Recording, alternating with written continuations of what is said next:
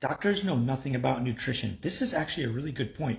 I lecture at medical conferences about weight loss, diet, nutrition, fitness, exercise, all that with evidence-based science, study after study after study. He's actually right. My first 4 or 5 slides are studies in the medical literature showing that doctors know nothing about nutrition at all. Not only that, cardiologists, the next slide I put up is an article in Circulation talking about the future of training for cardiac fellows, future cardiologists. Not a single mention of weight loss, obesity medicine, weight loss, nutrition, none of that was mentioned there. So he's absolutely right. Doctors are not the best place to go to talk about nutrition. Now, there are obviously a lot of doctors who did specialize in that and learned about it, but the vast majority suffer from Dunning-Kruger syndrome. They read one silly article or one single book and they think, aha, that's it.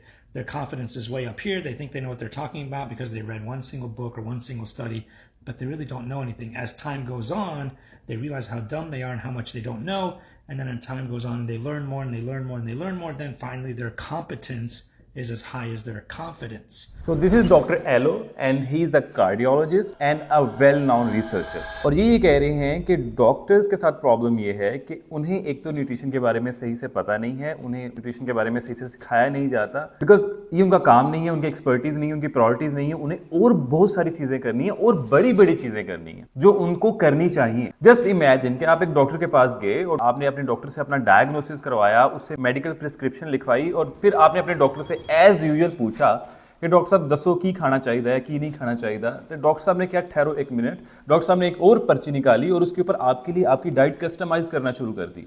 उन्होंने आपकी calorie requirement निकाली, आपकी macros की requirement निकाली, आपकी nutrition की requirement निकाली, सब कुछ कैलकुलेट किया और आपको एक डाइट प्लान कस्टमाइज करके दे दिया.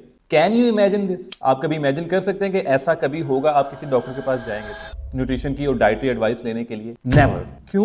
क्योंकि वो उनका काम नहीं है, उनको और भी बहुत सारे बड़े बड़े काम करने. लेकिन अब यहाँ पे एक मसला ये आता है जो कि इन्होंने भी मेंशन किया है कि डॉक्टर्स कोई भी एक स्टडी देखते हैं, कोई भी एक किताब पढ़ते हैं, कुछ भी पढ़ते हैं और उनको न्यूट्रिशन पे जब ओवरऑल पिक्चर का नहीं पता होता तो वो लोगों को मिसगाइड करना भी शुरू कर देते हैं, क्योंकि वो बहुत ज्यादा कॉन्फिडेंट होते हैं और न्यूट्रिशन के मामले में बहुत ही ज्यादा अंडर कॉम्पिटेंट होते हैं. और क्या होता है, आपने एक चीज नोटिस की होगी, ऑब्जर्व किया होगा कि डॉक्टर्स हर साल, हर दूसरे साल, हर तीसरे साल, हर 5वें साल अपनी न्यूट्रिशन की गाइडलाइंस बदलते रहते हैं.